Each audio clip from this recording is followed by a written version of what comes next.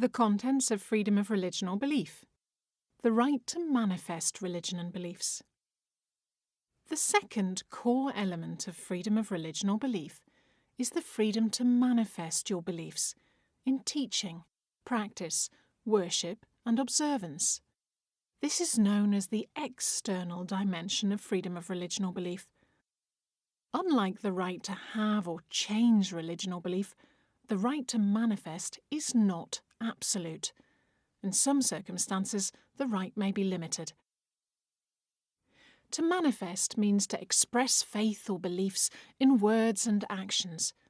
International human rights law gives people the right to do that publicly or privately, alone or together with others. You're entitled to pray privately and to express your religion or belief as part of a community, with collective worship and traditions. And that community has rights too, not rights over their members, but rights in relation to the state. One of the most important of these is that the state has to ensure that religious and belief communities that want to gain a legal identity can, so that they can hold bank accounts, employ people, own buildings and run institutions. There are lots of different ways for individuals and groups to practice or manifest a religion or belief, and UN experts have provided plenty of examples of activities that are protected.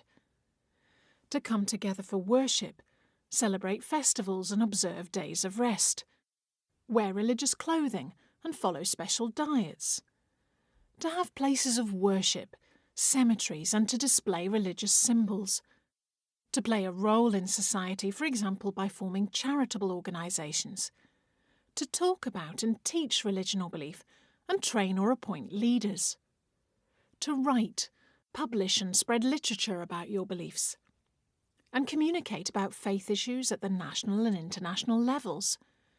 You may also collect voluntary donations.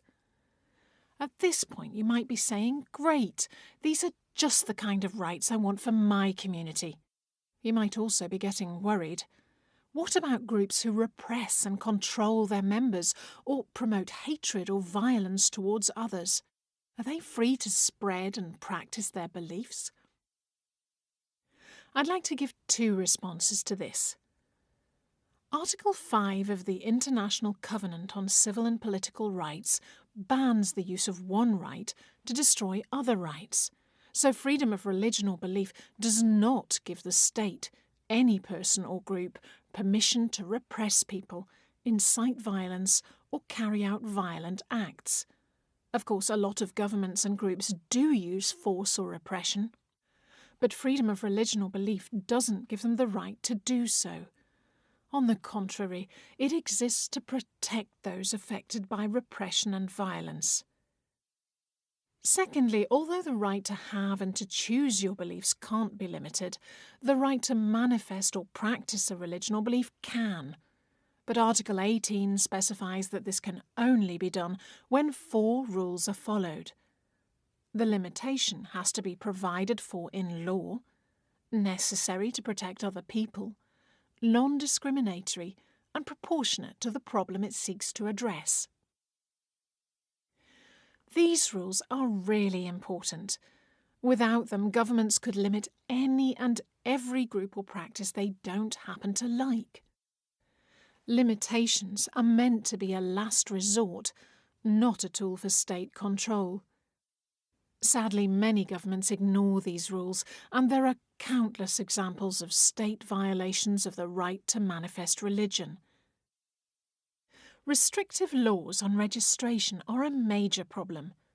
Some governments require registration and make the right to practice religion or belief conditional on having registration. This violates international law. Registration should never be a precondition for the right to manifest. Registration should exist to provide legal personality to communities that want it. Often states that ban unregistered religious manifestation also have restrictive laws that limit the ability of groups to register. Unregistered religious activity is, for example, banned in Kazakhstan, and numerous groups have not been granted registration. It's also illegal to talk about religion to someone outside your own religious community, and all religious literature has to be censored before use. This affects all religious communities. Governments restrict religious practice in lots of different ways. The Vietnamese government uses checkpoints to block Hoa Hao Buddhists from accessing their only pagoda. In Saudi Arabia, public non-Muslim worship is forbidden, and some migrant workers have been arrested and deported in connection with raids on gatherings for worship. And in parts of China and Indonesia, church buildings have been demolished by the authorities. Thousands of publications are banned under Russian laws on extremism, including many that peacefully present religious beliefs. It's almost impossible to check if a text is banned, but possession can result in fines, imprisonment, or the banning of religious communities. Severe restrictions also apply to which religious beliefs can be shared, where, and by whom. In France, some town mayors tried to ban the bikini, a swimming costume that covers the whole body except the face, on the basis of public order. That law was struck down by the highest administrative court, but a ban on wearing clothing that covers your face is still in place. And in some European countries, halal and kosher slaughter are banned. The right to manifest religion is also limited by the actions of people and groups in society.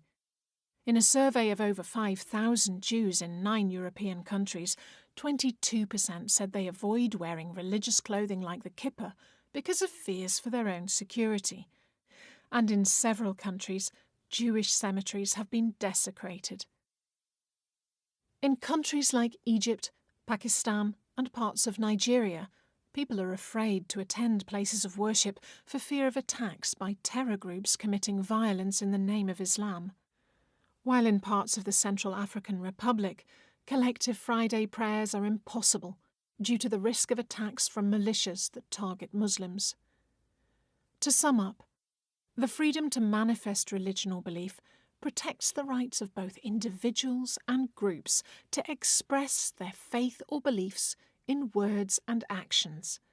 This can be done both privately and publicly.